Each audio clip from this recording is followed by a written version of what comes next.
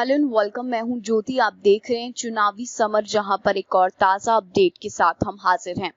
विपक्ष ने कहा पीएम ने 70 साल में बनी देश की पूंजी को उद्योगपति मित्रों को बेच दिया। देश को निजी हाथों में जाता देखकर विपक्ष ने मोदी सरकार के खिलाफ बोला जोरदार हमला।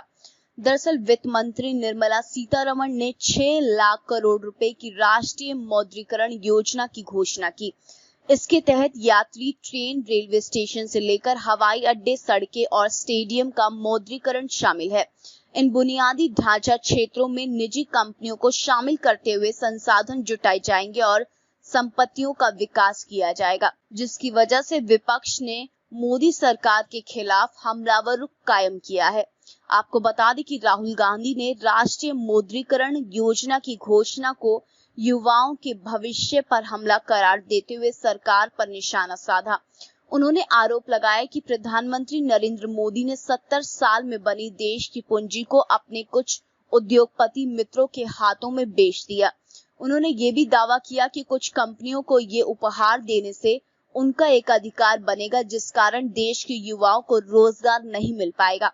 राहुल गांधी ने कहा कि नरेंद्र मोदी जी और भाजपा का नारा था कि 70 साल में कुछ नहीं हुआ, लेकिन 70 साल में जो पूंजी बनी थी, वित्त मंत्री ने उसे बेचने का फैसला किया। उन्होंने कहा कि मतलब ये है कि प्रधानमंत्री ने सब कुछ बेच दिया। उन्होंने एनएमपी का विस्तृत उल्लेख करते हुए कहा कि इन संपत्तियों को बनाने में 70 साल लगे हैं और इनमें देश की जनता का लाखों करोड़ों रुपए लगा है, लेकिन अब इन्हें 3-4 उद्योगपतियों को उपहार में दिया जा रहा है। राहुल गांधी ने कहा कि हम उसका निजीकरण करते थे। वहीं कांग्रेस नेता ने आरोप लगाया कि ये सब कुछ कंपनियों का एकाधिकार बनाने के लिए किया जा रहा है और जैसे ही इनका एकाधिकार बढ़ेगा, वैसे ही लोगों के रोजगार के रास्ते कम हो जाएंगे। उन्होंने कहा कि नरेंद्र मोदी जी अपने 2-3 उद्योगपति मित्रों के साथ युवाओं के भविष्य पर आक्रमण कर रहे हैं। वहीं इस मुद्दे पर प्रियंका गांधी ने कहा कि आत्मनिर्भर पर जुमला देते देते पूरी सरकार को ही अरबपति मित्रों पर निर्भर कर दिया गया।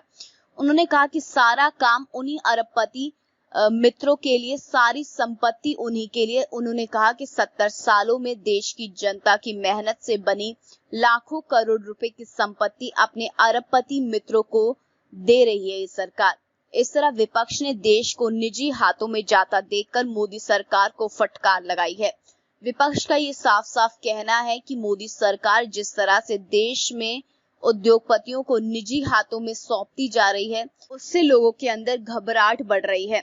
वहीं विपक्ष ने इशारों में जनता को भी ये बता दिया कि आने वाले समय में देश की सत्ता पर भले ही भाजपा या कोई अन्य पार्टी हो, पर निजीकरण के कारण उद्योगपतियों का सत्ता पर प्रत्यक्ष या अप्रत्यक्ष रूप से नियंत्रण रहेगा। इसीलिए आलोचकों का ये कहना है कि भाजपा जितनी जल्दी सत्ता से दूर हो, उतना ही देश के लिए फायदेमंद होगा। तो इस पर आपकी जो भी राय है, आप प्लीज कमेंट सेक्शन में लिखें। Thank you so much. Keep watching today's for more news.